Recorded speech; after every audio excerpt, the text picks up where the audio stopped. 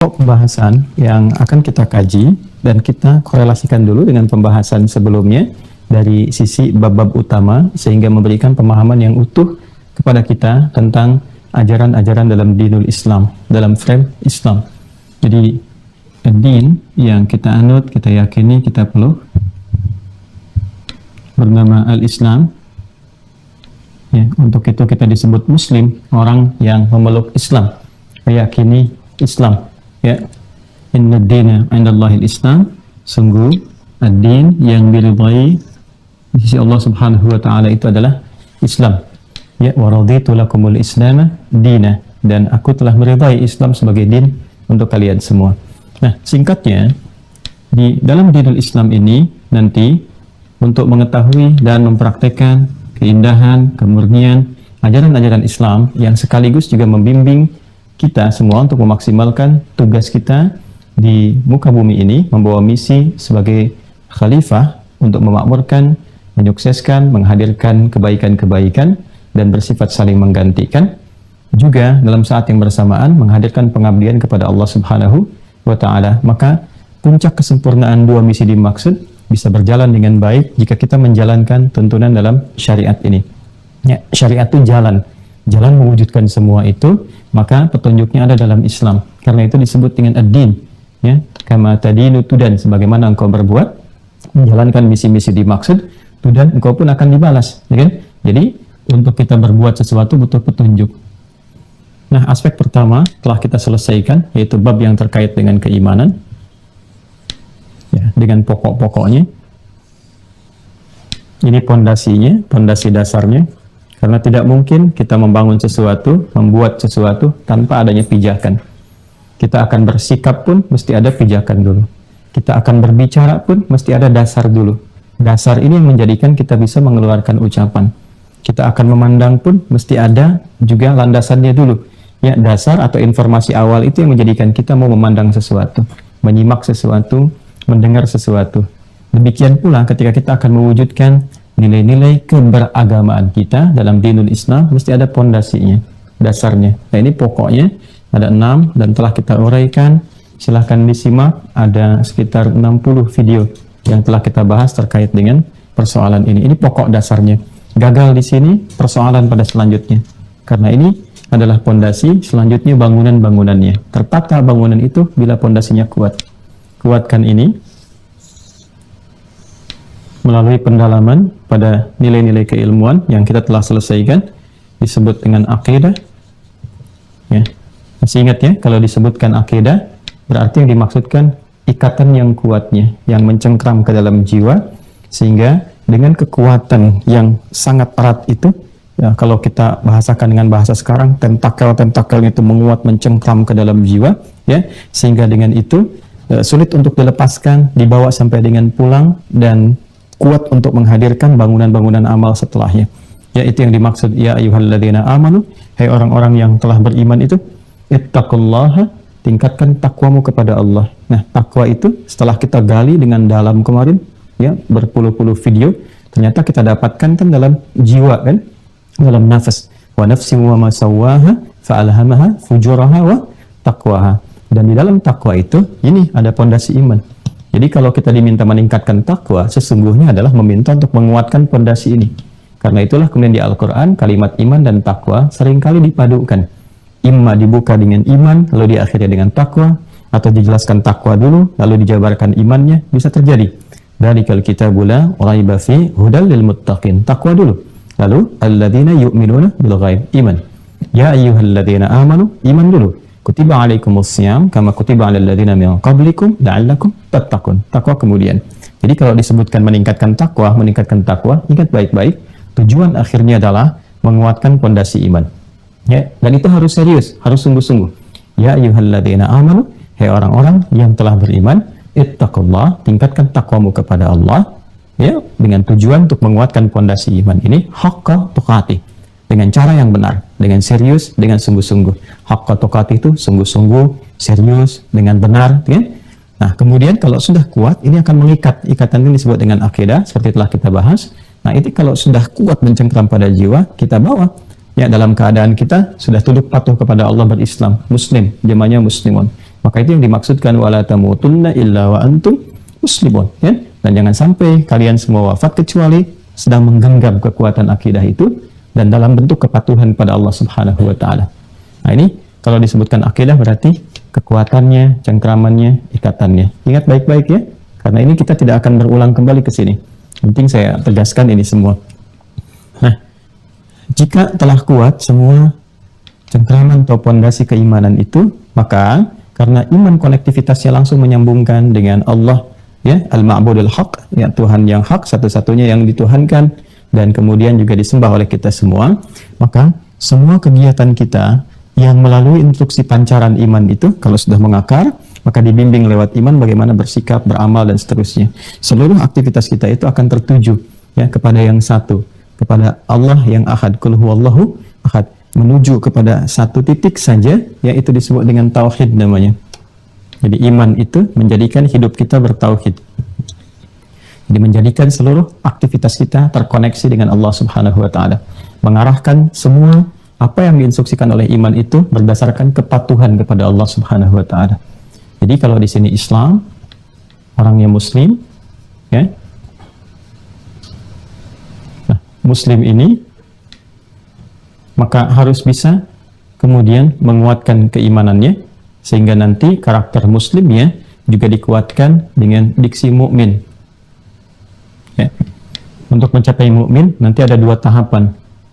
Pertama amanah, ini ya, jamaknya amanu, kemudian yu'minu, jamaknya yu'minun. Ya. Amanah ini masih standar dasar, maka ketika dia amanah dia itu muslim. Yu'min, dia melatih sehingga keimanannya terus dilatih, ya, dengan menunaikan implementasi iman dalam bentuk amal saleh. Kemudian setelah menjadi identitas, kebiasaan, punya rasa dalam jiwa, melekat, ya, sudah mulai senang untuk menunggu waktu-waktu ibadah, kan? Sudah mulai senang menyiapkan kebaikan-kebaikan. Nah, ini kalau sudah jadi identitas, maka menjadi mukmin. Nah, ini seluruh kegiatannya mengacu kepada yang satu, pada Allah Subhanahu wa taala, disebut dengan tauhid. Penting untuk bisa membangun fondasi ini dan menguatkannya dengan pemahaman yang benar. Baik, ya? Dengan pemahaman yang benar, kemudian juga dengan pengertian yang baik, sehingga ketika memahami, ya, memaknai semua unsur-unsur ini, maka kita bisa berargumentasi dengan baik. Bila disoal, ditanya kenapa engkau menuhankan Allah, kita bisa menjawab. Ya, kemudian juga bila ada yang bertanya, kita bisa menjelaskan dan seterusnya. Maka Al-Imam Abu Hanifah menamai ini, ya, dengan namanya ilmu fiqhul akbar, al-fiqhul akbar, ya, fikih akbar. Di antara sekian fikih, memahami, mengerti tentang sesuatu, maka ini yang paling tinggi nilainya. Sebab kalau kita tidak bisa berargumentasi dengan baik dan menjelaskan ini, maka nanti akan goyang pondasi yang lainnya. Di soal saja Anda nggak bisa jawab, kenapa Tuhannya harus Allah bukan yang lain, ya kan? Lalu Anda tidak bisa menjawabnya, maka muncul kebimbangan, keraguan. Maka kalau sudah ragu di sini, yang lain-lainnya bangunannya akan goyah, kayak kena gempa gitu, ya. Maka sholatnya goyah, mulai nggak puasa dan sebagainya. Maka ini penting memahami ini untuk memberikan kekuatan pada bangunan-bangunan yang lainnya. Maka inilah pokoknya dalam ad-din. Semua turunan dari yang 6 itu adalah pokok-pokok dari ad-din, al-Islam. Pokok aslun, pokok-pokok disebut usul, ya, usul. Usul terkait dengan din, dengan agama yang kita terjemahkan dengan agama, al-Islam, maka disebut dengan usuluddin, ya. Nah, ini gambarnya. Nah, jadi kalau Anda menemukan seperti ini, akidah, tauhid, fikih akbar, usuluddin, atau nazar wal istidlal, itu agak jarang kalau di kita, ya, kebanyakan umumnya tahunya yang ini. Maka ini kaitannya erat dengan pendalaman kepada nilai-nilai keimanan. Bahkan kalau sudah masuk kampus, sekali lagi, kalau ada kampus-kampus misalnya, ya, dengan fakultasnya misalnya usuluddin atau jurusannya dan sebagainya, maka hal yang harus tampak dari alumni-alumninya atau bahkan materi-materi yang didalaminya adalah penguatan terhadap ini. Ya, jangan sampai belajar usuluddin tapi ininya malah goyah gitu, ya, ikatannya lemah. Nah, ini yang tidak tepat. Nah, karena itu silahkan nanti teman-teman semua disimak lagi perjalanan ini dari mulai Allah membimbing kepada Rasulullah SAW untuk menyampaikan risalah Islamiyah dengan berupa awal pondasi keimanan, khususnya di fase Makkiyah itu, ya, dengan cara yang sangat sempurna, dibimbing oleh wahyu, diteruskan kepada sahabat sampai pada generasi selanjutnya, dan juga sampai kepada kita sekarang. Urutan sanad itu penting, karena dalam Islam segala hal yang kita pelajari, kita lakukan, itu ada turunan referensinya. Tidak boleh sembarangan mengacu pada pakem yang telah ditetapkan. Adapun metodologi untuk menyampaikan ataupun menjawab tantangan-tantangan di setiap zamannya, terbuka pintu-pintu ijtihad sesuai dengan kebutuhan-kebutuhannya, tapi tidak keluar dari pokok-pokok ini. Karena itulah ketika kita kemarin menuntaskan dengan hadirnya beberapa imam-imam besar di zamannya yang memberikan pendekatan dengan metodologi-metodologi yang sesuai dengan tuntutan di zamannya masing-masing, tapi tidak keluar dengan ranah ini.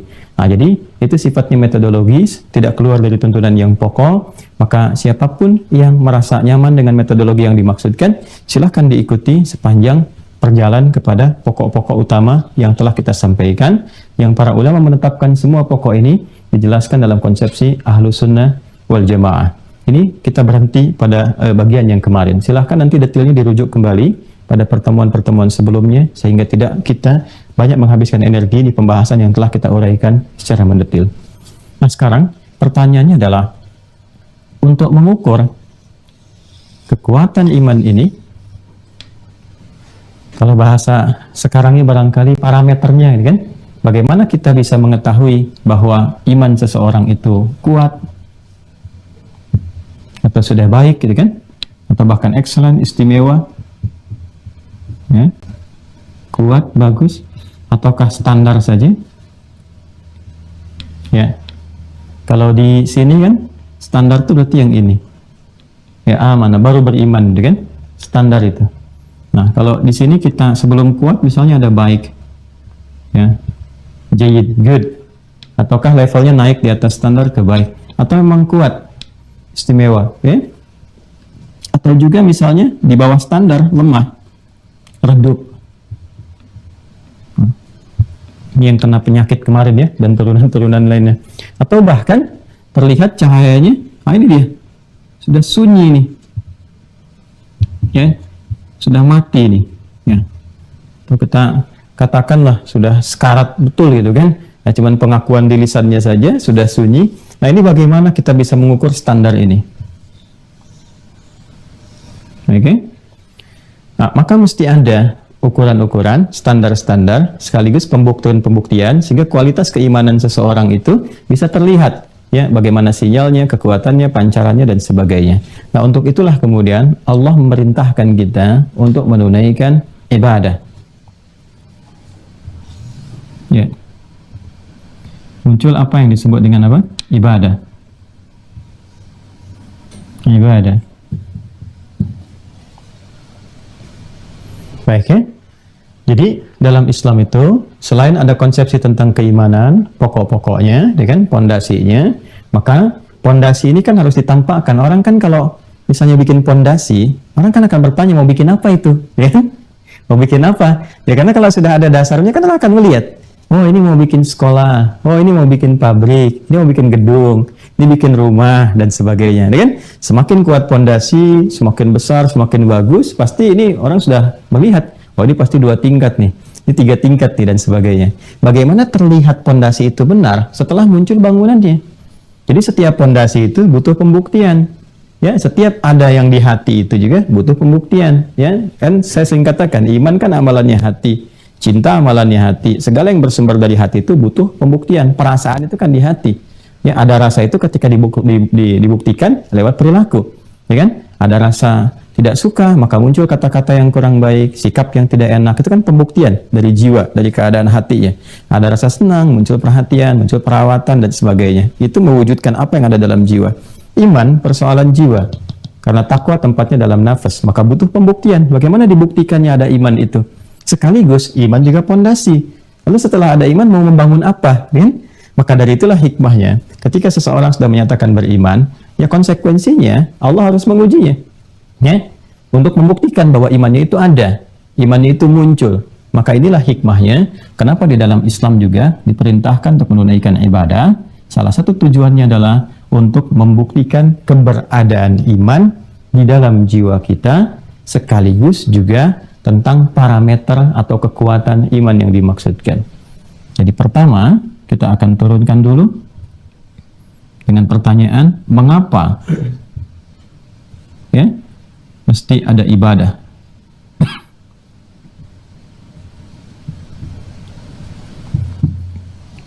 pertanyaan pertama. Jadi nanti kalau Anda ditanya misalnya, kenapa sih kamu harus ibadah? Gitu kan? Nah, kita belum bicara tentang ibadahnya. Kalau ditanya kenapa sih harus ibadah, gitu kan? Nah, kita bisa menjawab. Jawaban pertama adalah untuk membuktikan bahwa saya beriman. Ya, saya yakin kepada Allah. Loh, kalau saya tidak beriman, misalnya kan, ya, bagaimana saya bisa membuktikan ya bahwa saya ini harus beribadah? Jadi kalau misalnya saya mengatakan saya beriman, saya yakin dengan Allah, pembuktiannya apa? Jadi saat ini saya beribadah, untuk membuktikan keimanan saya, keyakinan saya kepada Tuhan saya, ya, kepada Allah Subhanahu wa Ta'ala. Sebab kalau saya nggak lakukan ini, artinya dipertanyakan keberadaan iman saya. Ya, saya beriman, buktinya apa? Ya kan? Ya, kalau Anda ditanya misalnya, ya apapun dalam kehidupan kita, ya misalnya, ya taruhlah Anda orang tua ditanya, Bapak sayang kepada anak? Ya, saya sayang Pak. Tapi nggak pernah diwujudkan, ya nggak kelihatan. Perhatiannya bagaimana, kan? Merawatnya seperti apa dan sebagainya. Demikian kepada pasangan atau dalam kehidupan kita. Ya sama di kantor juga begitu. Apakah para pegawai semua komit untuk membantu perusahaan ini bekerja dengan maksimal? Ya, membantu perusahaan sukses. Siap, kami komit. Tapi nggak pernah ditujukan. Kerjanya enggak. Jadi kan, ya cuman iya komit aja. Kan kalau sudah komitmen diucapkan di lisan harus dibuktikan kan? Nah, sekarang kalau Anda ditanya, kenapa Anda mesti ibadah? Anda jawab, bagian pertama, untuk membuktikan keimanan saya kepada Allah. Jelas ya? Ini bagian pertamanya. Sekaligus, ibadah ini pula menjadi ukuran standar tingkat keimanan seseorang. Jadi yang pertama, sebagai pembuktian, ini jawaban dasarnya, tentang keimanan kita pada Allah Subhanahu wa Ta'ala. Yang kedua, sebagai parameter ya, tingkat keimanan kita kepada Allah Subhanahu wa Ta'ala. Nah, ini yang dimaksudkan teman-teman sekalian, bagian pertama ini, yang pembuktian keimanan itu nanti ada di Quran surah ke-20 Thaha ayat 14. Ini petunjuknya. Sudah? Ini. Kita bacakan. A'udzubillahi minasyaitonirrajim. Innani anallah. Sungguh akulah Allah. Okay? Kata Allah Subhanahu wa Ta'ala, la ilaha illa ana. Tidak ada yang dipertuhankan satupun ya kecuali aku, kata Allah. Berarti kalau sudah la ilaha, ya kan? Itu perkara iman kan? Ya, iman itu kan kalau sudah kita ikrarkan, kita katakan asyhadu an la ilaha illallah, ya kan? Nah, maka Allah menyampaikan innani anallah, ya kan? Innani anallah.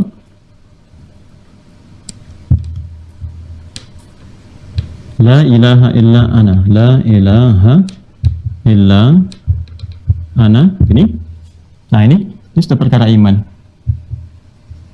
Ya, karena itu pembuka keislaman itu kan yang pertamanya adalah syahadat, sedangkan syahadat adalah unsur keimanan. Asyhadu an la ilaha illallah, innani anallah, la ilaha illa ana. Di sini sudah ada wujud keimanan, ya di sini. Kemudian setelah itu apa?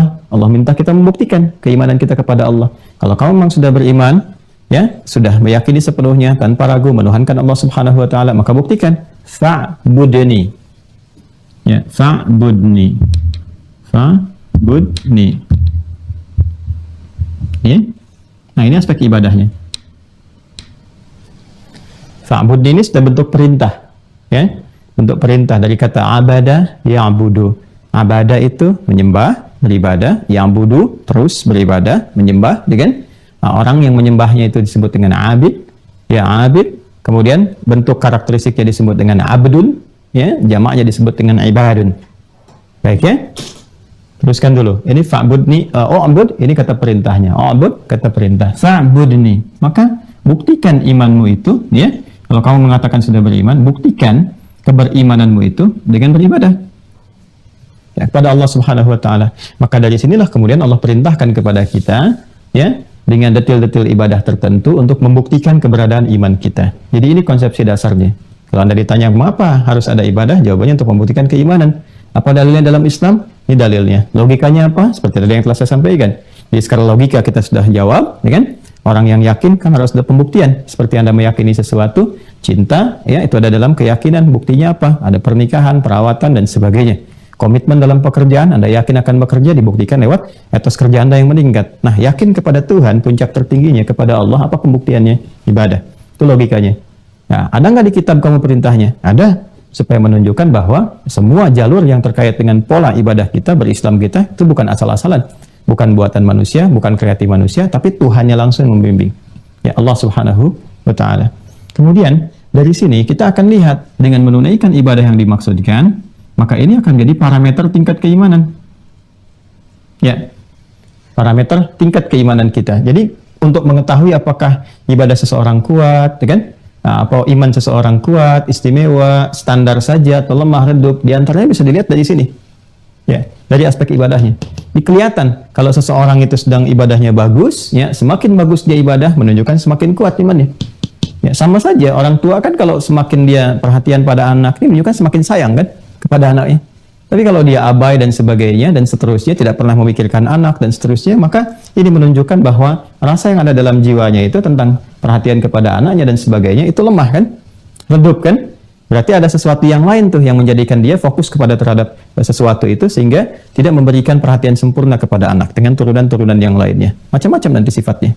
Ya. Nah ini juga kalau kita ilustrasikan ya sama saja dalam ilustrasinya. Artinya orang-orang yang memang maksimal ibadahnya, bagus, itu kan dia kerjakan, ini menunjukkan bahwa ini imannya cukup baik. Semakin dia berusaha untuk merencanakan ibadah dengan baik, dengan sempurna, bahkan dia siapkan sebelum ditunaikan, ini menunjukkan imannya kuat. Ya, semakin dia biasa-biasa saja, ya ini menunjukkan standar. Kalau dia sedang malas-malas, kadang dikerjakan, kadang tidak, misalnya, nah ini lemah, redup. Kalau sudah tidak ibadah sama sekali, bahkan ada kesan-kesan menolak itu dan sebagainya, ini menunjukkan ini, sunyi, mati. Ya, di qalbunya ada penutup. Khatamallahu ala qulubihim wa ala sam'ihim wa ala absarihim ghishawah wa lahum adzabun azim. Ya, jadi ada orang-orang yang memang kuat imannya. Nah, ini yang kita maksudkan. Muncullah kemudian di sini turunan katanya. Ini mukmin. Ya, jamaknya mukminun.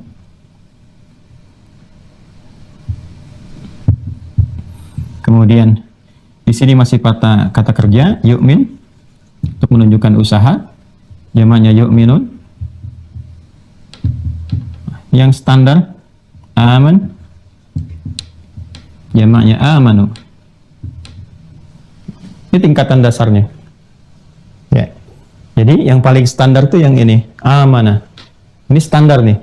Ya, jamaknya apa? Amanu. Ya, jadi kalau sudah mengatakan beriman, maka konsekuensinya nanti akan dilatih dengan ibadah untuk membuktikan benar nggak beriman, ya kan? Nah, ini standar. Nanti turun perintah-perintah. Nanti kita akan keluarkan di Al-Quran supaya tidak cepat melompat, ya. Jadi kalau ada kata ya ayyuhalladzina amanu, gitu kan? Jamak biasanya bentuknya. Hai orang-orang yang telah beriman, nanti kerjakan ini, kerjakan ini, kerjakan ini, atau tinggalkan ini dan seterusnya. Nah, itu ujian standar, dikerjakan nggak? Ya, kalau sudah konsisten mengerjakannya, ini, maka berubah jadi yu'minu. Jamaknya yu'minun. Ini sudah konsisten. Ya, jadi dia sudah nggak harus diperintah lagi, ya, sudah dikerjakan ibadahnya. Apakah itu nanti sholat kah misalnya, atau yang lainnya kah, dia sudah konsisten mengerjakan itu. Nah, kalau sudah menikmati ini semua, sehingga melahirkan kehusyuan, kenikmatan untuk mengerjakan ibadah, ya kan? Kemudian sudah otomatis terbimbing oleh imannya, jadi identitas dalam kehidupan, sudah jadi mukminun. Karena itu ketika seseorang mendapatkan identitas mukminun, itu amalannya sudah melebihi batas standar, sudah di sini levelnya, sudah kuat, istimewa. Ya, qad aflahal mu'minun. Quran surah 23 itu ada surahnya. Qad aflahal mu'minun. Siapa orang-orang mukminun itu? Alladzina hum fi salatihim khashi'un. Itu salatnya sudah khusyuk. Ya. Walladzina hum 'anil lagwi mu'ridun. Yang enggak penting sudah ditinggalkan. Ya, karena iman itu hanya mengarahkan pada yang penting-penting, yang tidak penting diabaikan. Jadi sebetulnya kalau Anda ingin jadi orang penting, maka berimanlah. Karena orang beriman itu kalau benar imannya hanya mengerjakan yang penting-penting aja. Ya, maka Anda akan menjadi orang VVIP di hadapan Allah Subhanahu wa Ta'ala. Ya, very very important person gitu kan, orang-orang yang sangat istimewa gitu. Jadi yang nggak penting dia tinggalkan, salatnya khusyuk. Walladzina hum lizakati fa'ilun, dia berusaha untuk mendapatkan bagian zakat, ya. Jadi orang ini tuh melihatnya sepanjang ada peluang ibadah, jadi cara berpikirnya tuh ingin menunjukkan kekuatan iman aja. Sepanjang ada peluang ibadah, dia akan kejar terus. Nah, dengan harta ada zakat, dia berusaha mencari harta untuk zakat. Bukan untuk kaya. Kalau kaya biasa. Karena orang yang belum beriman pun bisa kaya. Itu biasa. Orang beriman berpikirnya begitu. Ya, jadi perlombaannya bukan dunia. Kalau dunia itu ya bukan tipikal orang beriman. Ya, orang beriman itu kan wabil akhiratihum yuqinun. Ya kan? Ya, jadi menjadikan dunia ini sebagai jembatan saja, jembatan aktivitas beramal untuk meraih bekal-bekal terbaik menuju akhirat. Jadi orientasi dia akhirat. Ya, orang beriman tuh bukan dunia perlombaannya, sekali lagi ya. Jadi kalau ada orang berilmu, dia beriman, maka ilmunya dia akan arahkan untuk kepentingan bekal akhiratnya. Jadi kalau ada orang kaya pun dia beriman, maka dia mencari kekayaan itu bukan untuk dunia. Ya, apalagi sifat-sifat yang dananya, yang rendahnya, seperti pamer misalnya, hanya untuk ya menampilkan kemewahan dan sebagainya, bukan ke situ. Kalau itu dunia. Ya. Orang beriman itu dia mencari harta, jadi kayanya itu untuk menjadi bekal pembuktian keimanannya. Ini gambarannya.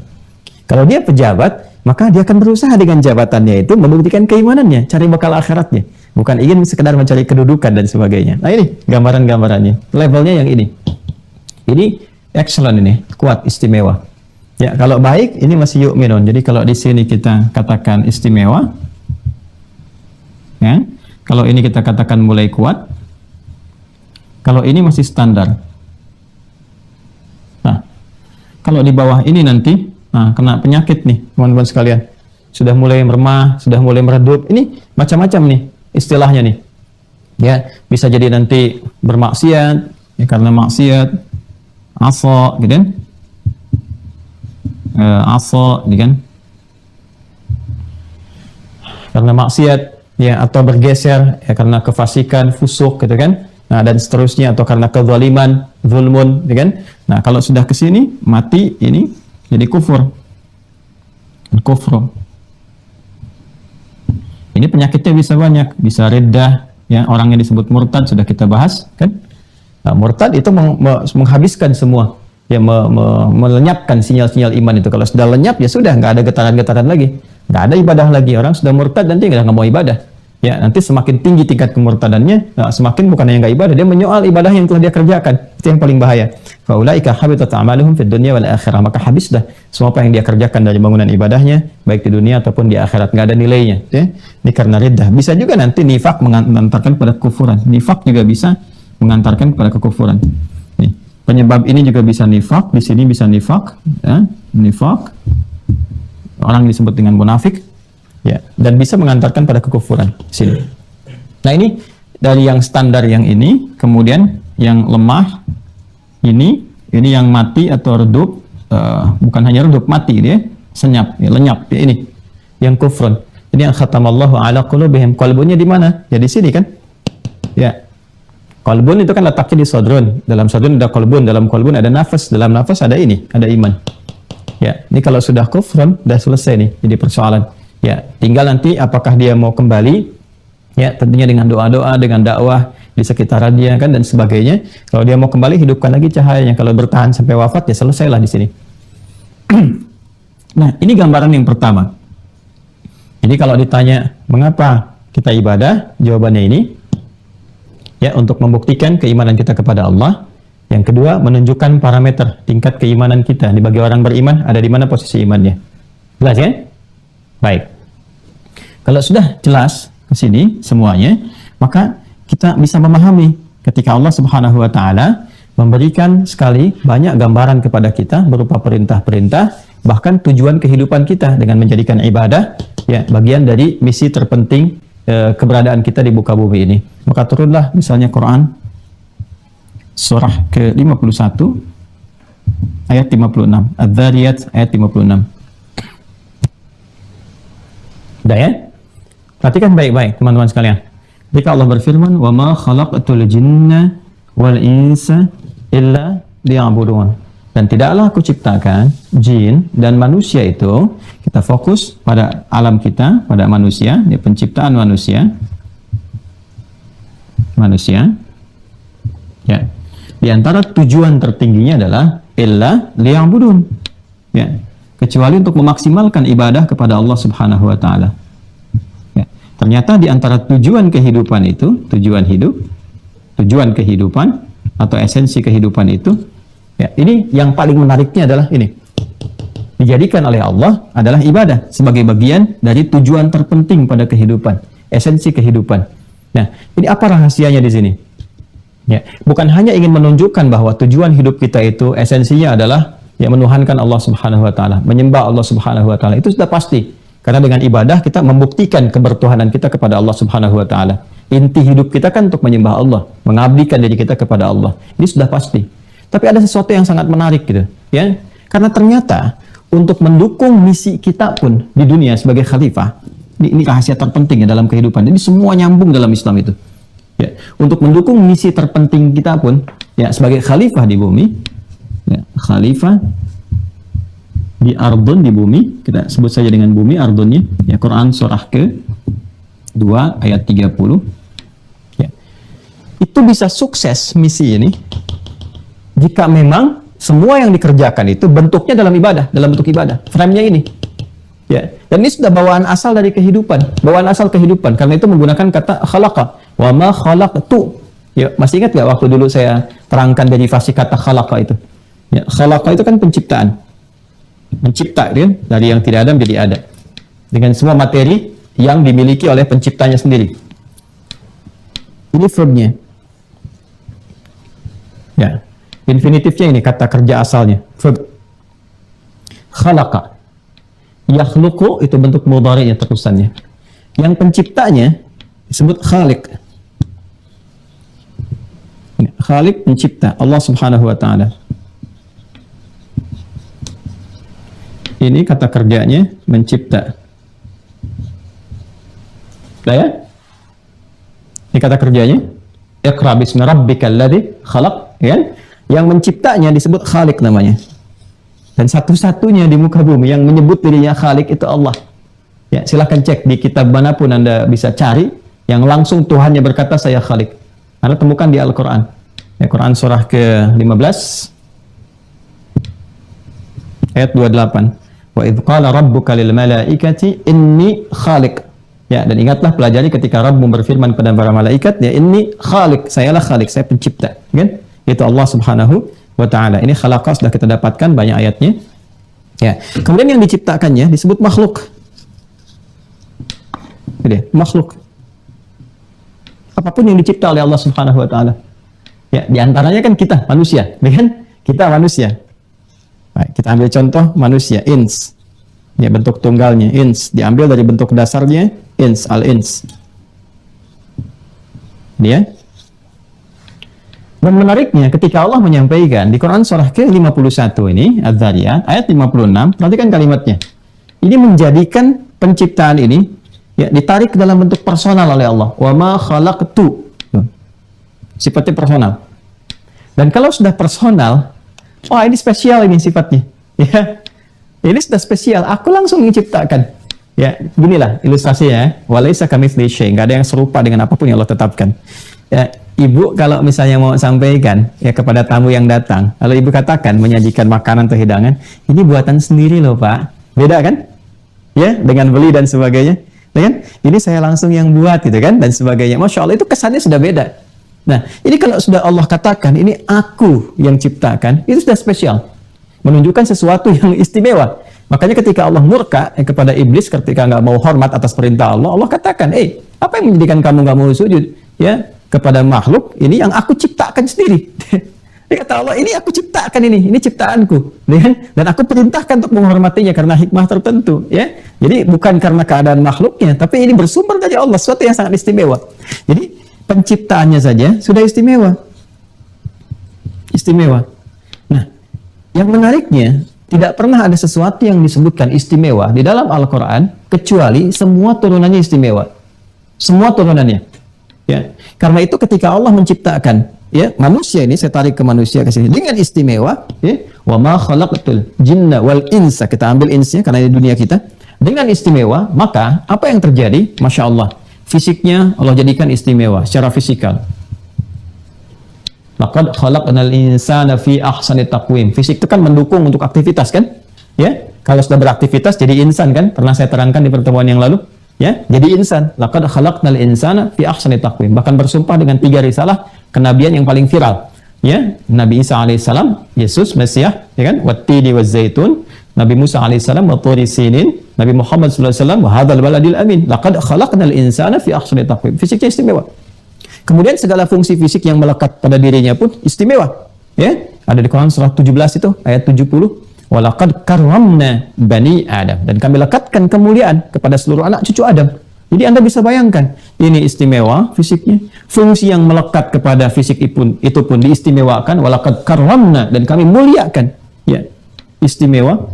Makanya saking istimewa mulianya anggota tubuh kita, itu dilarang oleh Allah mengerjakan sesuatu yang kotor, yang meruntuhkan kemuliaannya. Jadi kalau Anda bertanya, kenapa mata sih dilarang melihat yang ya tidak baik, ya, pornografi, porno aksi yang jelek-jelek, supaya tidak meruntuhkan kemuliaan yang ada pada mata. Ya, sebab kalau sudah melihat sesuatu yang kotor, ini kemuliaannya akan turun. Dan kalau sudah turun dari mata itu, terkena semua bagian tubuhnya. Coba lihat deh, orang-orang yang lekat dengan konten pornografi, pelaku maksiat ini, itu, dan sebagainya, akhirnya muruahnya, kehormatannya, ya jadi hilang kan? Ya kan? Dan seterusnya. Kenapa dilarang korupsi? Kenapa dilarang mencuri sampai ada hukum-hukum tegas? Untuk menjaga kemuliaan manusia. Karena sayangnya Allah. Karena diciptakan langsung oleh Allah. Ya, lisan jangan berkata kotor ya. Kenapa? Sebab ketika berkata kotor, nanti kemuliaan kamu itu runtuh. Kata dilarang untuk berkata kotor, dilarang bikin gibah, dilarang fitnah, supaya tidak hilang kemuliaannya. Ini mulia. Jadi Anda bisa bayangkan, fisiknya saja mulia, fungsinya aja mulia, ya kan? Kenapa? Karena Allah menciptakannya dengan mulia, dengan istimewa, langsung. Nah, kalau keadaannya mulia, fisiknya mulia, penciptaannya mulia, maka misinya pun pasti mulia. Ya. Misinya pasti mulia. Ini yang paling menarik ya. Dan apa penyupport kepada misi itu sehingga menjadikannya begitu istimewa dan mulia? Ternyata wa ma khalaqtul jinna wal insa illa liya'budun. Ini, balik lagi ke ibadah. Balik ke sini. Illa liya'budun. Ya. Jadi ternyata yang paling menarik adalah keistimewaan ini itu bisa ditampakkan, dihadirkan, kan? Ya. Ketika semua support kehidupannya, kali ini khalaqa terkait dengan kehidupan, disupport oleh nilai ibadah. Oleh ibadah ini, illa liya'budun, budun. Nah, ini ya. Kecuali untuk ibadah. Jadi ternyata ibadah itu memuliakan kehidupan kita. Ibadah itu memuliakan fisik kita. Ibadah itu memuliakan fungsi-fungsi dalam tubuh kita. Dan lebih daripada itu, ternyata ibadah inilah yang akan mendukung misi kita sebagai khalifah di bumi dalam keadaan yang paling mulia. Ini support kepada misi khalifah di bumi. Ya. Masih ingat ketika saya menerangkan tentang makna khalifah? Memakmurkan, menyukseskan, menghadirkan kedamaian, harmoni, dan saling menggantikan. Kapan itu bisa berhasil dilakukan dengan baik? Ketika ibadahnya itu bisa sempurna. Makanya silakan cek, kapan umat Islam bisa membangun peradaban? Kapan umat Islam bisa tampil berpengetahuan? Kapan umat Islam bisa memakmurkan setiap tempat yang dipijak? Ketika dilatih dengan ibadah yang sempurna. Makanya ketika fase Mekah kan, Makkiyah itu kan iman dikuatkan. Diimplementasikan lewat ibadah. Begitu turun perintah ibadah, ada sholat, ada zakat, ada puasa, ada haji, terus dihayati maknanya, ditunaikan dengan benar. Apa yang terjadi? Muncul peradaban. Dibawa kemanapun sukses. Dibawa ke Iberia, di Spanyol, Portugal sekarang, sukses. Ada peradaban 7 abad di dalamnya. Ya, dibawa ke wilayah Persia, di Irak, ya, Baghdad, Kufah, sukses. Ya, bahkan datang ke Nusantara juga sukses masa-masa lalu itu. Ya, jadi di setiap tempat itu berhasil. Dan dahsyatnya, karena ibadah ini support dalam segala hal fungsi kehidupan manusia itu, bukan hanya sebagai fungsi yang terkait dengan interaksi dunianya, bukan. Tapi semua keterkaitan ke fisiknya, semua jadi sempurna. Ya, Anda bisa kebayang nggak orang yang ibadah kalau ibadahnya benar itu? Coba lihat deh. Ketawaduannya, kesopanannya, kejujurannya, kesabarannya, kerendah hatiannya, puncaknya ada di sini. Karena ini gitu, karena ibadah ini. Ya. Jadi kalau kita ingin mendapatkan kemuliaan dari esensi kehidupan kita, ya, maka dasar paling utama ini ada di sini, di ibadahnya. Ya. Seakan-akan kalau bahasa bebasnya seperti itulah. Jadi kalau ada orang tidak ibadah, ya, jadi fungsi penciptaannya ini menjadi sirna gitu. Ya, seakan-akan dia mengabaikan fungsi penciptaannya. Ya, bergeser, maksudnya bergeser keluar dari fitrah ke kemanusiaan dia, dari fitrah ke penciptaan dia. Ya, jadi seakan-akan dia keluar aja dari jalur penciptaan. Jelas ya?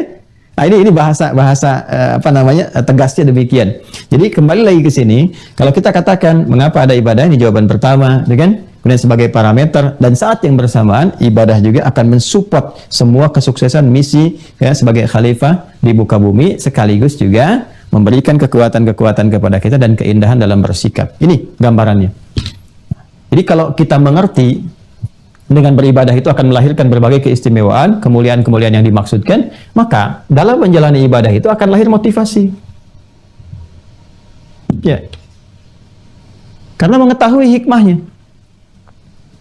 Jadi, paham esensinya.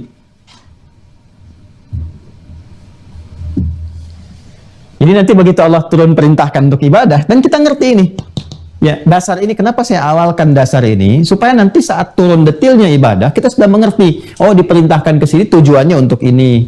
Oh, diperintahkan begini, ternyata hikmahnya ini. Kalau kita paham, ibadah itu bisa memuliakan kita, membuat tampilan kehidupan kita lebih baik, menunjukkan esensi penciptaan diri kita, membantu kesuksesan dalam beraktivitas di bumi. Kalau paham semua ini, maka nggak ada orang malas ibadah. Makanya setiap detil ibadah itu selalu melahirkan motivasi hikmah. Coba lihat deh ketika sholat, panggilannya aja sudah menghadirkan kebahagiaan. Hayya 'alas shalah, ya kan? Ditanya, kenapa harus sholat? Hayya 'alal falah, supaya bahagia, supaya sukses. Kan falah itu bahasa Inggrisnya success and happiness kan?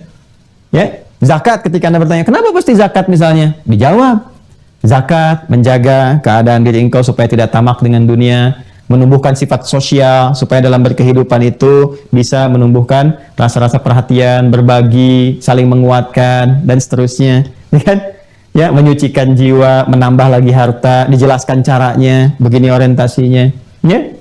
Kenapa saya harus puasa? Puasa bisa mengontrol kemuliaan diri kamu, di dalamnya itu ada nafsu bisa kamu kendalikan, sehingga tampil kemuliaan kamu, keistimewaan kamu. Bukankah saat puasa kamu terjaga fisiknya dengan baik? Tidak ada orang mau dusta, tidak ada orang mau gibah. Bukankah itu latihan untuk menyempurnakan fisik? Saat puasa engkau meningkatkan sholat, tambah lagi kebahagiaan dirimu. Makanya orang bahagia, mau tarawih aja bahagia, rebutan saf aja bahagia. Ibu-ibu naruh sajadah itu waktu di masjid saat tarawih, itu kan kebahagiaan tersendiri. Itu kebahagiaan tersendiri. Dan kisahnya dikenang bisa 11 bulan, bisa jadi kekangenan hanya untuk naruh sajadah aja. Makanya kita merindukan masa-masa itu kan. Ya, jadi ada sesuatu yang sangat luar biasa gitu. Nggak ada yang hampa dari hikmah. Jadi kalau paham kita beribadah itu karena ini dan bisa terdorong kesuksesan ini, maka sekalipun tidak ada satupun manusia yang akan malas menunaikan ibadah. Nah, sekarang persoalannya ya tidak semuanya, tapi ada sebagian orang-orang yang mengatakan telah beriman itu nggak paham tentang ini. Jadi ketika diperintahkan ibadah, ya kadang-kadang seringnya bukan samina wa ata'na. Harusnya kan kalau imannya sudah bagus, samina wa ata'na, samina wa ata'na. Ya, yang terjadi samina wa sa'alna, samina wa nanyaina. Gitu kan? Kami dengar, kami tanya dulu, kenapa begini, kenapa begitu? Kenapa sholatnya 5 waktu? Ada nggak dalil di Quran? Nah, ini jadi persoalan. Kenapa kita nggak paham ini? Ini yang menjadikan kita memulai dengan dasar filosofis ini, ya. Kalau kita di logika itu atau di filsafat turunannya ya, dalam turunan-turunan untuk mengkonstruksikan semua pikiran kita jernih itu, nanti ada ontologi, ada epistemologi, ada aksiologi, ya kan? Epistemologinya apa gambarannya ini? Dasar-dasarnya kan di keimanan. Epistemologi ibadahnya apa? Sehingga nanti ada ontologi dan akhirnya aksiologi. Ya, jadi ada apa lagi yang tadi itu? Ya, apa dari ontologi, epistemologi, aksiologi. Jadi ada aksi itu berdasarkan ilmu, ada logosnya. Ya, jadi kita beraksi menunaikan ibadah, di eksekusi keimanan kita berdasarkan pengetahuan yang matang. Kalau sudah matang ini semuanya, wah, udah deh samina wa ta'na, samina wa ta'na. Karena ngerti diperintahkan ini pasti nih ada hikmahnya. Apa nih hikmahnya? Dan hikmahnya nggak jauh-jauh dari sini. Kemuliaan, keistimewaan, kesuksesan, ya, ketentraman, dan puncaknya ada konektivitas dengan Allah. Ini yang tertingginya zikrullah. Jelas ya? Nah, ini kalau sudah mengerti, sudah paham ini, sudah jelas, ya. Jadi tidak ada lagi perasaan-perasaan gundah, gelisah ketika diminta untuk ibadah. Jadi cara berpikir kita sekarang pokoknya kalau ada ibadah, apapun jenisnya, nih pasti ada keistimewaan. Ini aja nih. Itu tinggal cari aja. Kalau diperintahkan ibadah, apa hikmahnya tuh? Ada apa nih di balik ini nih? Pasti akan selalu ada kemuliaan tuh. Apa tujuannya terhadap misi kita sebagai khalifah di bumi? Apa tujuannya terhadap penyempurnaan, ya? Kita sebagai manusia, baik secara fisikal, rohani kita, atau akal kita. Tinggal cari aja ke situ, semua ada korelasinya. Dan dahsyatnya dalam Islam, tidak ada satu perintah pun, atau bahkan larangan pun, kecuali tuntas dibahas dengan detail, dari 3 aspek utamanya. Ya, 1, tujuannya, atau hikmahnya, ini.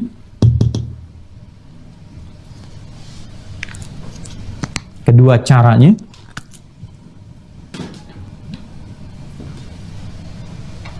Ketiga, maknanya.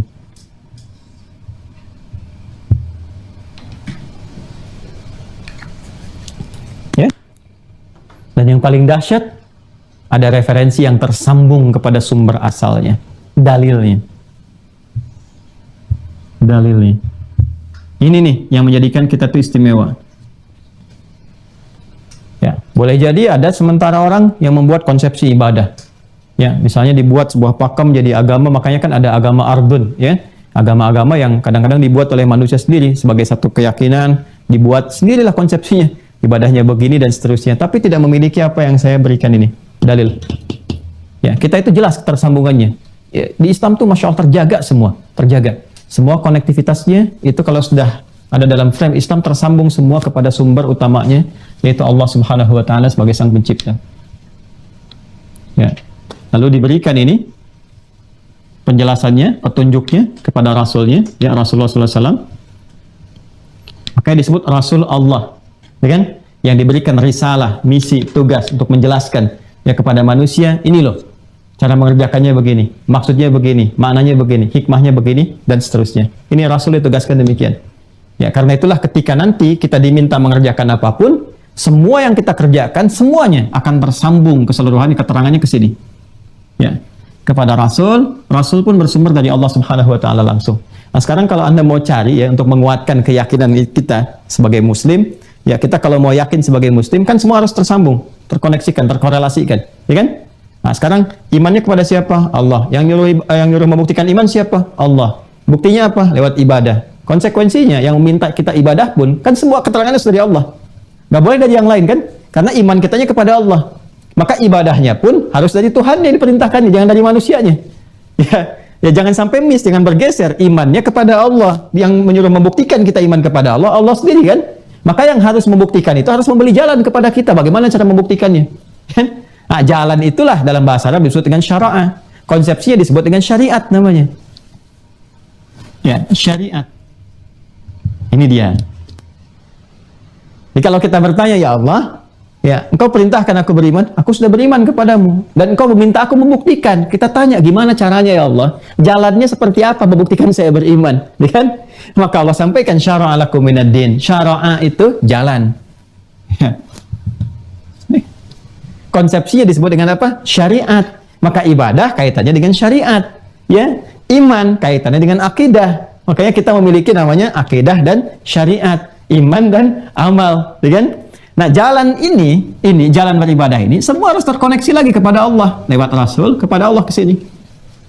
Ya, sebab yang perintahkan berimannya Allah. Ya, karena itu kalau ingin diperintahkan kita membuktikan, ya kita tanya pada Allah jalannya bagaimana. Allah harus menjelaskan kepada kita. Sekarang Anda cari di keyakinan manapun yang konektivitasnya seperti ini. Ya, diimani kemudian keyakinannya dan diperintahkan langsung oleh Tuhannya. Caranya begini, lakukan ini, kerjakan ini. Ya. Dan dahsyatnya bukan sekedar itu, dijelaskan pula ini hikmahnya apa, hubungan dengan kehidupannya bagaimana, cara mengerjakannya seperti apa, maknanya bagaimana. Di Islam terjawab semua itu. Kalau Anda mau mencari bagaimana caranya kita menunaikan ibadah yang langsung diperintahkan oleh Tuhan, maka dicari konektivitasnya, ketemu apa yang dibahasakan oleh para ulama dengan dalil namanya. Kan? Kita lihat gimana cara melacak dalil bersumber dari Allah. Lihat pada firman-Nya. Maka untuk beribadah ini Allah Subhanahu wa Ta'ala memberikan instruksi kita lewat firman-Nya dalam Al-Qur'an. Awas, pelan-pelan ya. Sudah? Jadi nggak bisa ibadah ini ditunaikan di aturan dalam Islam. Nggak bisa ibadah itu ditunaikan kecuali mesti melekatkan alasan, dalil yang menunjukkan bahwa itu perintah dari Allah untuk membuktikan keimanan. Cari di mana? Di Al-Quran. Jelas? Jelas ya? Jadi pelaksanaan ibadah pun masih diikat oleh dalil. Satu ya. Pelan-pelan. Karena itu nanti kita akan mencari turunannya apa saja. Ini kalau Anda bertanya, apa saja jenis ibadahnya? Cek di Al-Quran, apa saja untuk membuktikan ini. Jelas ya? Nanti cari hikmahnya, cari caranya, ada di sini. Dan yang kedua, ini siapa yang ditugaskan untuk menyampaikan Al-Quran ini? Sehingga kita tahu, ya bisa mendapati itu semua. Balik lagi, ini kan Rasul, utusan. Makanya Allah menugaskan Rasul, mengangkat Rasul, ya kan? Dengan turunnya Al-Alaq kita bahas sebelumnya, di simpul yang keempat terutama ya. Ditugaskan Rasul. Ya, makanya disebut Rasul Allah, Rasulullah. Ya, sallallahu alaihi wasallam, Rasul Allah yang diberi tugas oleh Allah Subhanahu wa Ta'ala menjelaskan ini semua. Ya, karena itu ketika ditetapkan, diangkat oleh Allah Subhanahu wa taala sebagai rasul, itu diberikan tugas-tugas ini. Ya, contoh Quran surah ke-2 Al-Baqarah ayat 151. Kama arsalna fikum rasulan minkum yatlu alaikum ayatina. Nih Quran. Dah? Wa yuzakkikum, dan tujuan itu semua nanti untuk bisa ini. Wa yuzakkikum. Tuh, membersihkan dan menguatkan nilai-nilai keimanan kalian. Tazkiyatun nafas, di nafas itu kan ada iman. Ya, dan sudah saya bahas kan waktu kita membahas tentang kolbu, banyak detil. Wa yuzakkikum. Ya, dan dengan itu dia bisa memberikan petunjuk kepadamu bagaimana mengolah iman dengan baik, membersihkan dari pengaruh-pengaruh fujur yang bisa berdiri sendiri karena bisikan-bisikan atau provokasi dari setan. Ya, wa yu'allimukumul kitab, dan mengajarkan kepada kalian, ya kan, tuntunan-tuntunan dari Al-Quran itu. Jelas? Al-Quran disebut dengan kitab, sudah saya jelaskan. Ya, waktu saya menjelaskan tentang kitab, simpul yang ketiga, kenapa disebut dengan kitab, disebutkan berapa kali dalam Al-Quran. Kalau kitab berarti susunannya yang sempurna, yang bisa dikaji, dianalisis, dilihat, dan sebagainya. Kalau Quran itu bacaannya. Jadi artinya yang diajarkan oleh Nabi itu, kita bisa akses kemudian kali. Nah, ini wujudnya. Ada mushaf, ya kan? Ya, kita bisa lihat dan seterusnya. Wa yu'allimukumul kitab, dan cara kita memahami ini semua, nggak boleh masing-masing menyimpulkan sendiri. Ya, nggak bisa turun di Quran perintah ibadah sholat, terus kita kreasi, mau sholat sendiri nggak bisa. Harus mengikuti ajaran Nabi. Ya, ini dahsyatnya dalam Islam itu. Jadi ibadah pun nggak sembarangan. Temukan dulu dalilnya yang disampaikan Nabi, dan cara memahami itu pun harus lihat bagaimana Nabi mengajarkannya. Nggak bisa kita kreatif sendiri. Ya, Nabi contohkan kita, ya ibadahnya begini, begitu kita kerjakan. Lakukan ini, ya begitu pula kita lakukan. Ya, jadi nggak bisa setiap kita kreatif sendiri. Ya, Nabi contohkan adzan, perintahkan lewat sahabat, begini lafadznya. Jadi dikukuhkan oleh Nabi atas petunjuk Allah Subhanahu wa taala. Jadi lafadzkan, Allahu Akbar, demikian disampaikan. Ya, jelas ya? Dan nggak boleh dirubah-rubah, diganti pakai bahasa lain atau pakai terjemahan, tidak. Jadi diikuti sesuai dengan petunjuknya. Wa yu'allimukumul kitab. Dan dahsyatnya wal hikmah. Jelaskan hikmahnya. Ya, karena itu ketika diperintahkan misalnya, nanti setiap kita belajar ibadah, kita akan mengikuti ini semua, tuntunan ini semua. Cari dalilnya apa? Caranya bagaimana dan maknanya Nabi mengajarkan. Hikmahnya apa? Ya, contoh, ini bocoran dikit ya. Misalnya sholat nih. Kalau kita mau sempurna, paham tentang sholat dengan baik, cari dalilnya apa? Kita mesti sholat. Bagaimana cara Nabi mengajarkan kita sholat dan menjelaskan maknanya? Lalu hikmahnya apa? Kenapa kita mesti sholat? Apa kaitan dengan kehidupan kita sebagai khalifah di bumi? Ini, kembali ke sini lagi. Bagaimana sholat bisa memuliakan kita dalam tampilan kehidupan kita? Harus ke sini, karena hikmahnya balik ke sini lagi. Itulah dahsyatnya dalam Islam. Jadi ketika diperintahkan ibadah, balik ke semua sini. Filosofinya ada semua. Dan kembali ke penguatan ini. Ya, dalilnya kita akan temukan. Caranya kita lihat Nabi bagaimana mengajarkan. Hikmahnya seperti apa. Korelasi dengan ini semua akan ditemukan. Ya, wa yu'allimukum ma lam takunu ta'lamun, dan mengajarkan kepada kita apa yang kita belum tahu. Ya, kita belum ngerti ini. Apa ini tujuannya berzakat? Apa tujuannya haji, umrah, dan sebagainya. Bahas ini semua. Dan tentang rahasia-rahasia kehidupan yang tidak kita ketahui, ya, kemana arah dan tujuannya. Nabi jelaskan kepada kita semua. Ini gambarannya. Karena itu, teruskan. Ibadah itu bisa dikerjakan, jalannya ditunjukkan oleh Allah. Nah, ikatan jalan untuk mengerjakan ini, kita harus berpacu kepada konsepsi yang tadi telah saya jelaskan. Ini. Lihat dalilnya. Lihat keterangannya. Lihat penjelasan Nabi-nya. Nah, maka dari sinilah kemudian turun Quran. Surah ketiga, Ali Imran, ayat 31. Pelan-pelan ya. Qul in kuntum tuhibbunallaha fattabi'uni. Katakan Muhammad SAW, jika kalian semua, maksudnya umat-umat Nabi Muhammad, hamba-hamba Allah Subhanahu wa ta'ala, umat-umat Nabi Muhammad SAW, serius mencintai Allah. Oke? Nah, cinta itu kan, wah, itu keadaan tertinggi ya. Dan pusat cinta ada di mana? Dalam hati kan, dalam kalbu, dalam jiwa. Wah, kalau cinta sudah mengakar kepada jiwa, maka apapun diberikan. Ya kan? Anda mencintai anak sepenuhnya, sepenuh jiwa, cinta sepenuh jiwa, ya kan? Itu kalau sudah mencintai sepenuhnya, apapun diberikan. Ya. Bahkan ya, mau berkorban secara fisikal juga. Bahkan boleh jadi sampai ke jiwa juga, kalau memang sudah mengikat, ikatannya sangat kuat. pasangan suami istri, gitu kan? Ya, anak-anak dengan orang tua dan sebagainya. Kalau sudah terikat itu luar biasa. Ya, dan biasanya ya pada yang baik-baik itu diikutin gitu. Apa aja diikutin, gitu ya. Nah, ini kita disentuh oleh Allah nih kepada puncak terdalam dalam diri kita. Jiwanya langsung dikhitab, disentuh oleh Allah. Qul in kuntum tuhibbunallah. Katakan Muhammad SAW, jika kalian semua, hai umat-umat Muhammad SAW, serius mencintai Allah, ini jiwa kita langsung disentuh oleh Allah. Benar nggak cinta kepada Allah? Koneksinya ini nyambung. Kalau benar, buktikan.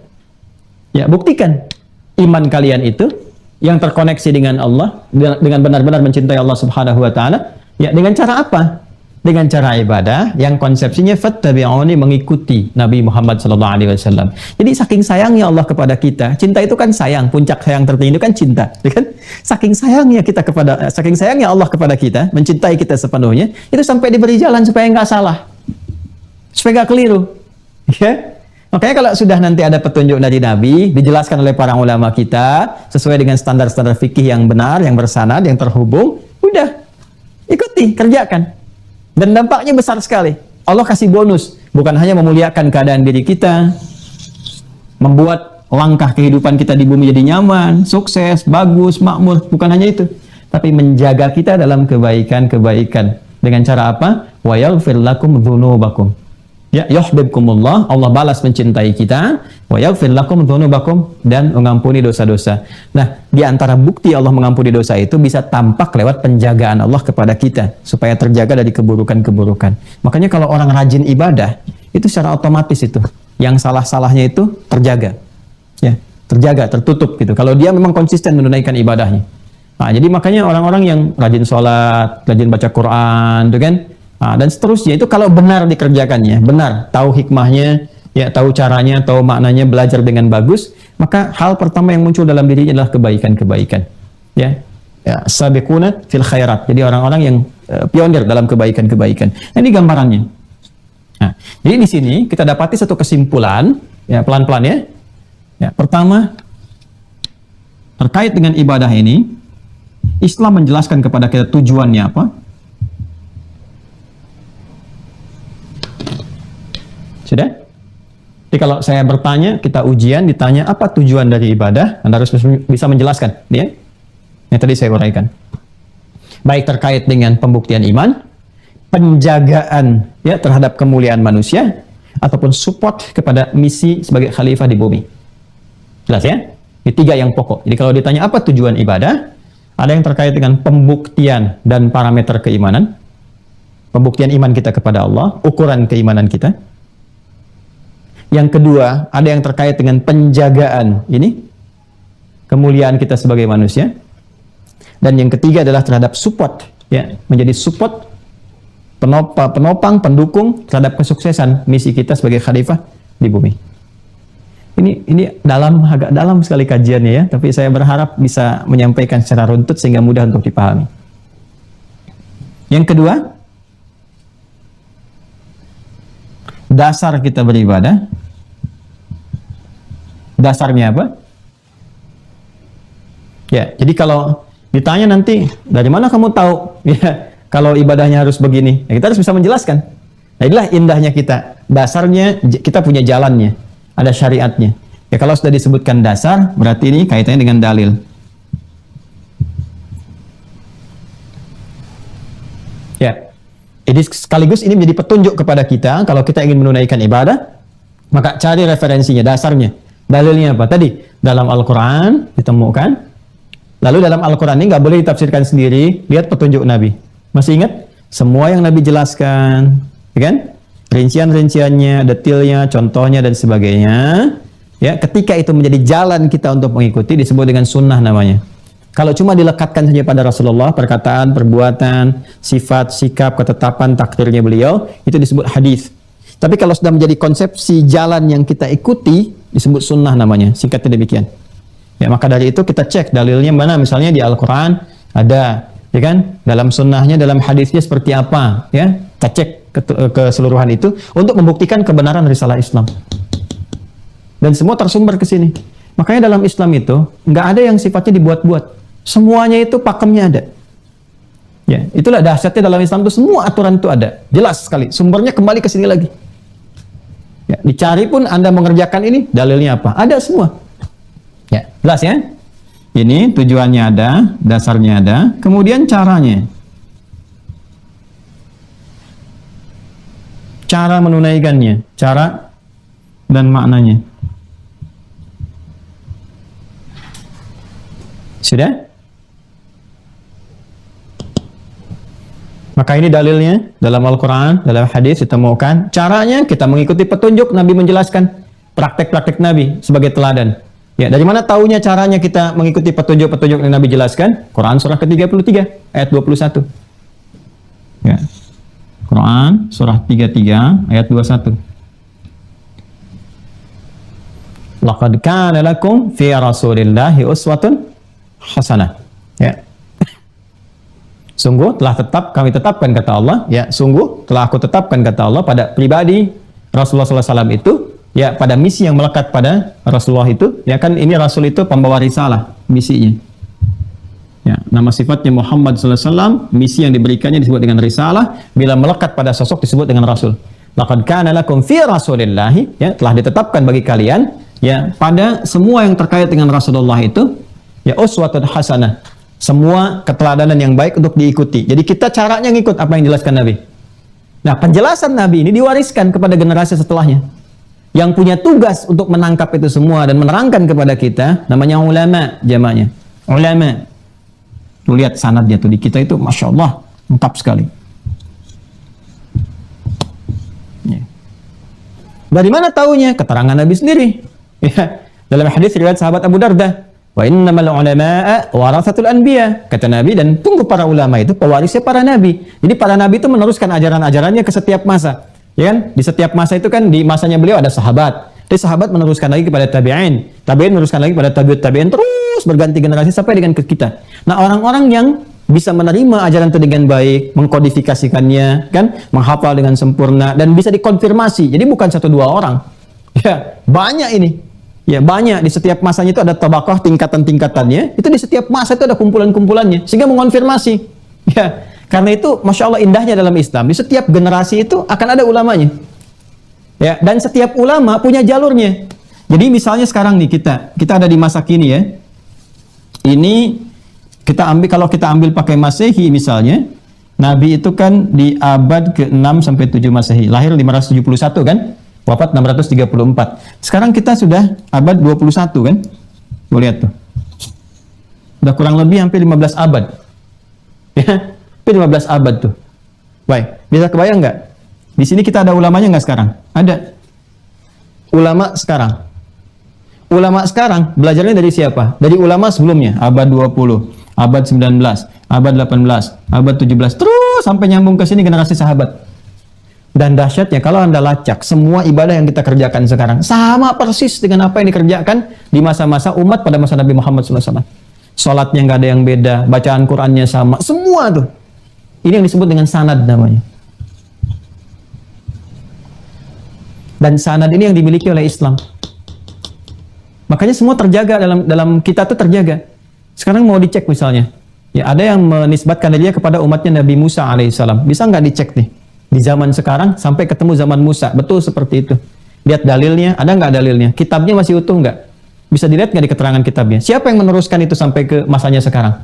Siapa rasulnya? Siapa murid-muridnya? Siapa yang meneruskan? Terus dilacak di setiap masa sampai ketemu sekarang. Dan dahsyatnya Al-Quran men-challenge, Islam tuh men-challenge. Kalau mau teliti aja. Ya, Anda bisa temukan di setiap masa ada ulamanya tersambung, kitabnya semua sama, terukur sampai ke atas. Dan semuanya bisa dipastikan, dibuktikan, diriset, dan di-challenge semua. Siapapun boleh. ingin menguji ini silahkan. Itu dahsyatnya. Di mana ada satu-satunya agama di muka bumi ya, yang men-challenge siapapun untuk membuktikan kebenaran agamanya. Tapi indahnya, setelah terbukti pun tidak memaksa. La ikraha fiddin. Itu Islam. Jadi Alhamdulillah kita patut bersyukur pada Allah bahwa semua yang kita kerjakan terjaga semua. Ini sanad keilmuannya. Nah, nanti ulama punya ciri lagi. Nggak semua orang bisa menyampaikan disebut ulama. Ya, yang utamanya kan dua. Satu ilmunya, ya dia pakar mengetahui. Ini punya spesifik bidang masing-masing. Nanti ibadah, nanti pun ada yang pakar di bidang sholatnya, ada yang pakar di bidang zakat, terkait dengan ekonomi, ada haji, ada umrah, ada macam-macam. Ini punya spesialisasi sendiri.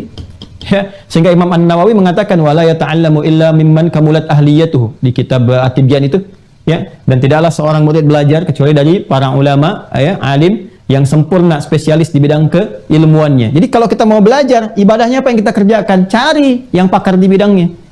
Ya, kalau dia nggak pakar jangan tanya di situ. Anda mau zakat, cari yang pakar tentang zakat, hukumnya, nerangkan berapa ini nasabnya, berapa ukurannya, berapa haulnya dan sebagainya. Kan? Ya, ini spesial di bidangnya. Dan tidak hanya ke situ, tapi punya sifat khasyah. Ya, punya sifat wara, ketakwaan, takut kalau menyampaikan fatwa keliru, menjaga hubungannya dengan Allah Subhanahu wa taala, dari khasyah muncul khusyuk, sehingga keteladanannya sempurna. Kita bisa ikuti. Ini bukan cuma ilmunya, sikapnya, sifatnya, kebaikannya, waraknya dan sebagainya terkumpul di sini. Ini pun masih ada standarnya lagi, ya.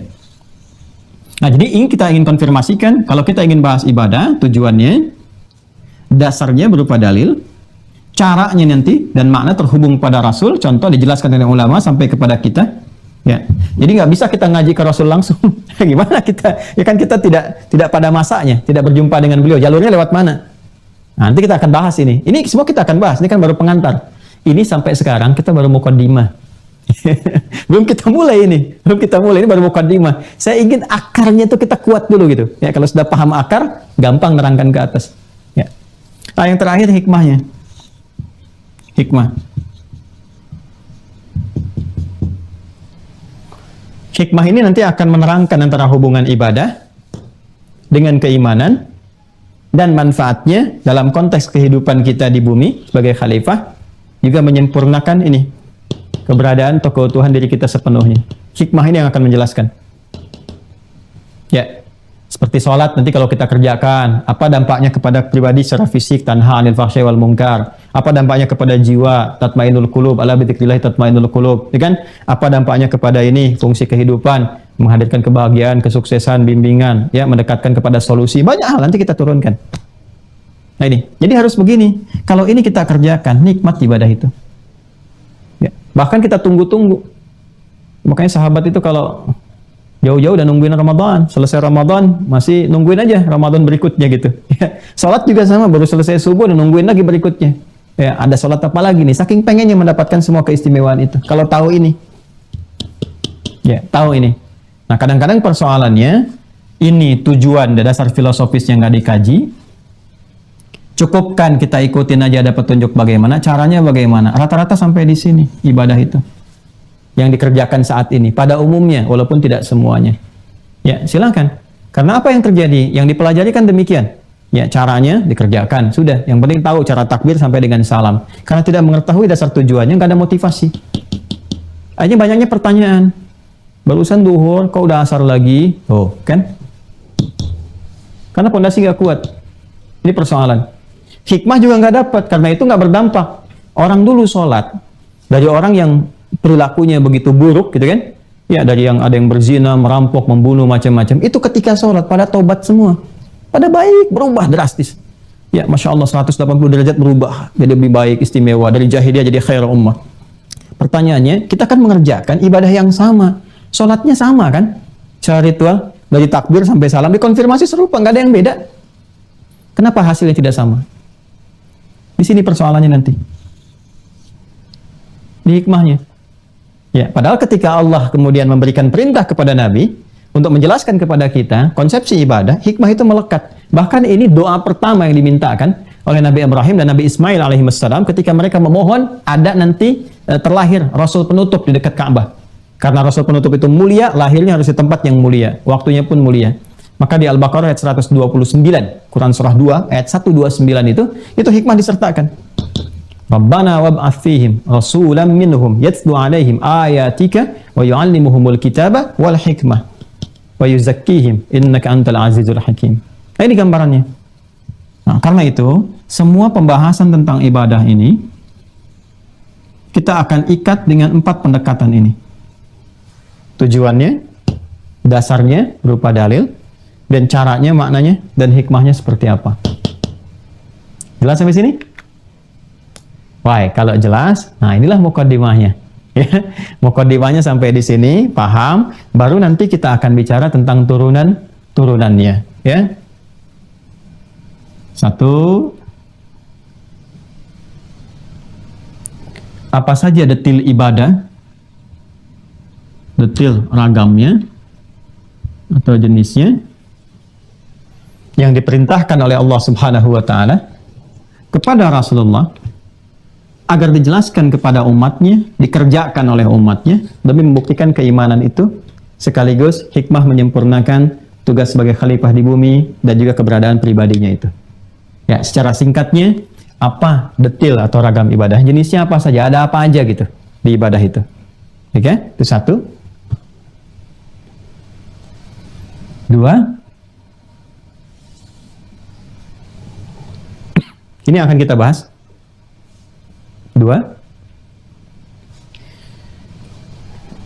dari setiap detil yang diturunkan ini, bagaimana konsepsi ya menunaikannya sesuai dengan tujuan-tujuan yang dimaksudkan itu. Detil pelaksanaannya.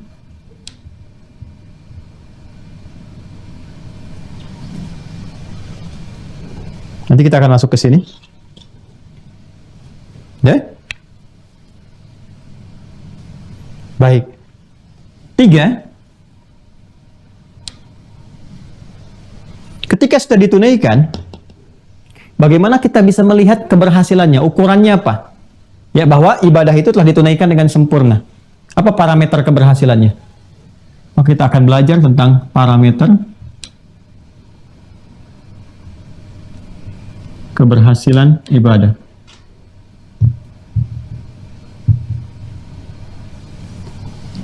Misal, Anda, saya, kita sholat.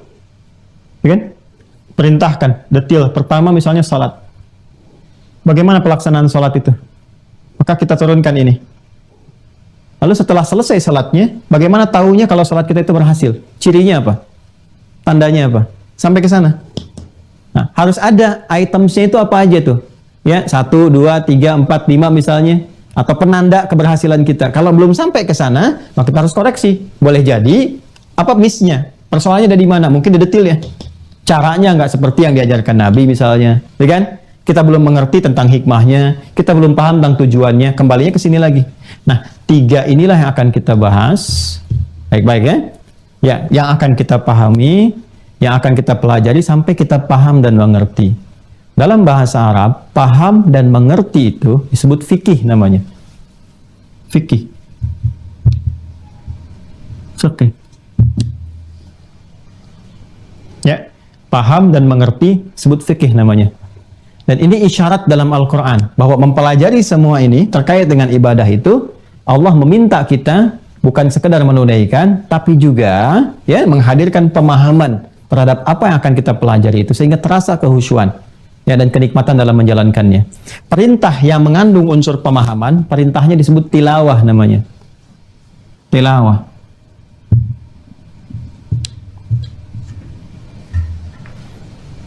Jadi kalau sudah tilawah itu perintah yang dalam saat yang bersamaan diminta kita mengaji atau mendapatkan informasi tertentu, tapi saat yang bersamaan juga disertakan unsur pemahaman untuk memahaminya. Ya, ini yang berbeda dengan qiraah. Kalau qiraah itu, qiraah dari kata qara'a,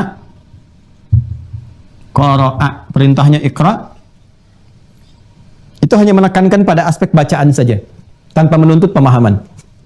Ya, karena itu wahyu pertama yang diturunkan pada Rasulullah, dengan turunnya Quran surah 96, ayat 1-5 itu, perintahnya dibuka dengan kata iqra, dari kata qiraah, bacalah. Kenapa menggunakan kata iqra? Ya, bukan tilawah. Untuk memberi kesan bahwa Nabi itu jangankan paham, baca aja tidak punya kemampuan karena sifatnya ummi. Ya, tapi kalau sudah diberikan ajarannya, diberikan kesempurnaannya, dibimbing oleh malaikat dan seterusnya, ternyata ketika masuk kepada konsepsi ibadah berubah katanya dari iqra menjadi bentuk perintah kata tilawah yaitu utslu. Utslu ini. Tala yatslu tilawatan, kata perintahnya utslu. Kalau sudah ada kata utslu, berarti bukan sekedar membaca, dipahami apa yang dibaca dan kerjakan apa yang telah dipahami itu. Nah, menariknya ketika pindah pada konsepsi ibadah, itu perintahnya menggunakan tilawah, utslu. Yuk kita lihat misalnya di Quran surah ke-29 ayat 45. Quran surah 29 ayat 45. Ya, lihat baik-baik. Utlu ma uhya ilaika minal kitab. Ya, pakai utslu tuh, bukan pakai ikra lagi. Utlu ma uhya ilaika minal kitab. Muhammad SAW baca ya dan pahamilah, karena sudah mendapatkan bacaan ditanamkan oleh Allah dalam jiwa beliau SAW. Ya, sudah mulai masuk kan ini sholat itu kan periodenya sudah 12 tahun dalam risalah itu. 40 tahun diangkat, ya kan? Kemudian usia 52 tahun, 12 tahun mendapatkan risalah Isra Mi'raj, ya. Ya, setahun sebelum hijrah dan turunannya disempurnakan. Ya, perintah-perintah itu. Nah, untuk menunaikan perintah ibadah itu dibuka dengan utslu. Baca, pahami apa yang dibaca itu, dibimbing oleh malaikat untuk memahaminya, lalu amalkan. Utlu ma uhya ilaika minal kitab wa aqimis shalah. Tunaikan salat. Salat itu kan bagian ibadah. Nanti kita akan masuk ke situ, ya. Nah, jadi perintah salat diikatnya dengan tilawah, bukan dengan qiraah. Ini memberikan kesan kepada kita, kalau kita mau praktek sholat, menunaikan sholat, nih ngaji dulu. Ma'uhya ilaika minal kitab. Lihat dasarnya dulu nih. Tadi kembali ke sini. Baca dulu, supaya paham kenapa saya mesti sholat, dalilnya mana, kenapa Allah perintahkan lewat dalil ini, kenapa menggunakan kata ini. Itu ada semua maknanya. Jangan dikira nggak ada maknanya. Sholat itu disebut sholat artinya apa, maknanya apa, korelasi dengan ini apa, dengan iman. Itu ada maknanya semua. Kenapa ada 5 waktu? Selama ini kita sholat subuh ya atau fajar, zuhur, asar, maghrib, isya. Pernah nggak tahu maknanya apa? Kenapa disebut subuh? Kenapa disebut fajar? Kenapa disebut zuhur? Kenapa disebut isya? Itu ada maknanya semua. Jangan dikira nama biasa, tidak. Ya, kenapa zuhur nggak disebut sholat siang, sholat nahar? Kenapa sore nggak disebut sholat masa tapi asar waktunya?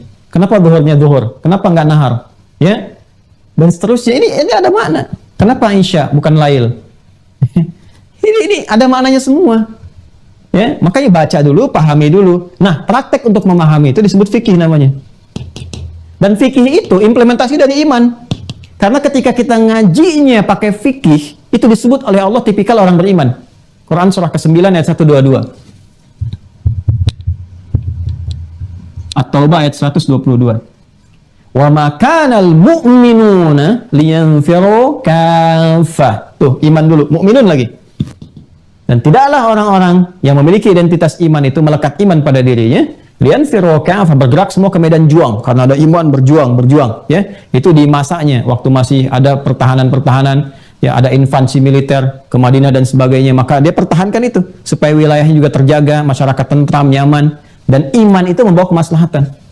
Ya, makanya beruntunglah di Indonesia ini, ya 200 sekian juta itu muslim, tinggal kita tata, kalau semua benar beriman, utuh ini kedaulatan. Ya, terbantu negara makmur dan sebagainya. Kalau benar-benar iman itu difungsikan dalam kehidupan. Makanya negara sudah membentengi itu dengan pasal 29 ayat 2 itu. Tinggal kita orang Islamnya udah buktikan keislaman kita. Ya, sholat yang bagus, yang benar, belajar agama yang baik, dijamin undang-undang kan? Negara menjamin kemerdekaan tiap-tiap penduduk untuk memeluk agamanya masing-masing dan beribadah menurut agama dan kepercayaannya itu. Pasal 29 ayat itu, ayat yang kedua. Ya, dan ini jaminan. Makanya kita manfaatkan itu baik-baik. Ngaji yang betul, sholat yang betul, pelajari yang baik. Nanti akan ada dampak dalam kehidupan kita dan terbantu. Ya. Nah, ayat ini turun, ini memberikan gambaran kesempurnaan iman seseorang yang diantaranya nanti ada kesetaraan antara berjuang di medan perang saat ada tuntutan itu, ya kan? Nah, dengan berjuang dengan qalam, dengan tinta, dengan pengetahuan. Tapi caranya bagaimana? Wa makanal mu'minuna liyanfiru kaffah falaula nafara min kulli firqatin minhum ta'ifah liyatafaqahu. Ini fikih. Fiddin, ini ad-din. Oke? Tidaklah semua bergerak berjuang ke medan juang keseluruhannya, ya perjuangan militer, fisik ketika ada tuntutannya, ya maka hendaklah ada sekalangan dari mereka, kan golongan di antara mereka itu yang berkonsentrasi untuk apa? Nih, lihat tafaqquh, ya tafaqquh. Dari kata fikih. Pakai tak menunjukkan kesungguhan, serius. Pakai tasydid menunjukkan motivasi yang double. Ya. Jadi maksudnya apa? Orang beriman tuh kalau ngajinya sampai paham. Dan ngajinya serius, nggak main-main. Ya, jangan, mohon maaf, gurunya menerangkan dengan luar biasa, semangat-semangat, andanya rebahan gitu kan. Jadi kaum rebahaners dan sebagainya. Ya gimana bisa dapatkan sesuatu dengan baik kalau nggak serius? Ya. Dan harus ada motivasi 2 kali lipat, double. Makanya pakai tasydid. Tasydid itu menunjukkan sesuatu yang double karena ada syiddah di dalamnya. Syiddah itu sesuatu yang nggak mudah. Jangan dikira mudah. Kadang-kadang belajar online aja koneksi bisa terputus. Ya, kemarin waktu putus koneksi kan semua. Kenapa putus ya? Ya karena belum akad. Kenapa ya begini, kenapa begitu? Ya itu kan tantangan kita gitu kan. Tinggal kita hadapi aja. Kadang-kadang sinyal, kadang-kadang gangguan, kadang-kadang down, ya kadang-kadang di jalan kalau kita mau offline juga ada tantangan, nggak apa-apa, tapi itu nikmat, ada pahalanya di setiap itu. Ya artinya kita merasakan kenikmatannya kan, belajar dan lainnya. Nah ini serius tingkatkan dan semangat 2 kali lipat, double tuh 2 kali lipat. Ini falsafah di bahasa ya. Kalau kita belajar di jurusan bahasa Arab, ini insya Allah akan tahu mana tasdid begini, fathah begini, kasrah dhamma itu ada maknanya. Ya, ini lihat tafaqahu fid din, supaya mereka serius sungguh-sungguh untuk memahami sampai paham nih belajar ini. Ini ciri orang beriman. Kalau kita ngajinya seperti itu sama dengan fisabilillah. Kalau wafat tuh mujahid fisabilillah, nilainya tinggi sekali. Tinggi sekali. Nah, baru setelah itu kita share, kan? Like, share, komen belakangan. Dan dari mana dalilnya share? Waliyudhiru qaumahum idza raja'a ilaihim la'allahum yahdharun. Ya, dan supaya mereka membagi lagi, ajarkan kembali kepada orang-orang yang nggak belajar. Mungkin Anda dimirakan yang ikut mungkin bapaknya, ibunya, yang lain nggak sempat ada aktivitas. Ini kalau udah dapat kumpulkan. Makanya saya bekali kan dengan buku tulis. Saya minta bikin intisari supaya di-share lagi, ada jariahnya. Ya, ada legasi yang kita tinggalkan saat pulang, dibaca kembali dan sebagainya. Ya, dan mendapatkan level yang sama dalam keimanan. Ini puncaknya. Nah, jadi ilmu untuk membahas ini fikih ilmunya. Nanti kita akan cari karena kita harus ini bersandar kepada ulama. Ya, nggak bisa juga Ustaz Adi Hidayat ngajarkan Rasul ini Quran, tidak. Kita harus cari dulu guru saya ngajarkan apa nih, aksesnya dari mana. Dari sini lagi kita bahas. Maka kita cari kitab-kitab fikih untuk menurunkan detail ini. Jadi tugas kita selanjutnya adalah pertama menurunkan detailnya dulu, ragam ibadahnya apa saja. Kemudian pendekatan ini untuk menerangkan detail pelaksanaannya bagaimana, kita pakai fikih. Ya, misalnya nanti kita temukan pertama sholat, ya kan? Nanti dari situ bagaimana detailnya, lihat fikihnya. Ya, nanti setelah ini kita belajar hikmahnya. Kitabnya kita turunkan nanti untuk mendapatkan turunan-turunannya. Nah, ini mukaddimah pertama yang saya sampaikan dalam pembahasan aspek ibadah. Dan kita ada 2 mukaddimah. Ya, satu ini ibadah.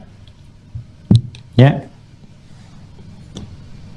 Yang kedua nanti kita akan membahas tentang alur ibadah. Perjalanan tentang dalil-dalil itu seperti apa rumusan-rumusannya. Jadi kalau kita bicara nanti dari zaman Nabi, kita akan bahas ini dulu dari zaman Nabi kepada sahabat, sahabat nanti diterima oleh siapa saja, tabi'in menerima siapa saja, sampai ke kita sehingga kita kenal ulama-ulamanya dan mengetahui corak dalam ibadah itu. Fikihnya kan ada pakai fikih nih. Nah, kita taunya itu kesambung ke Nabi itu dari siapa? Nah, saya mau terangkan ini dulu. Kalau setelah ini baru masuk kitab. Ya, sekarang kan kita ada di abad 21 nih, kan? Nabi sendiri di abad ke-7 menerangkannya tuntas. Gimana cara kita tahu bahwa apa yang kita kerjakan sekarang ini tersambung kepada masa Nabi? Harus ada jalur kan? Harus kita pahami dulu.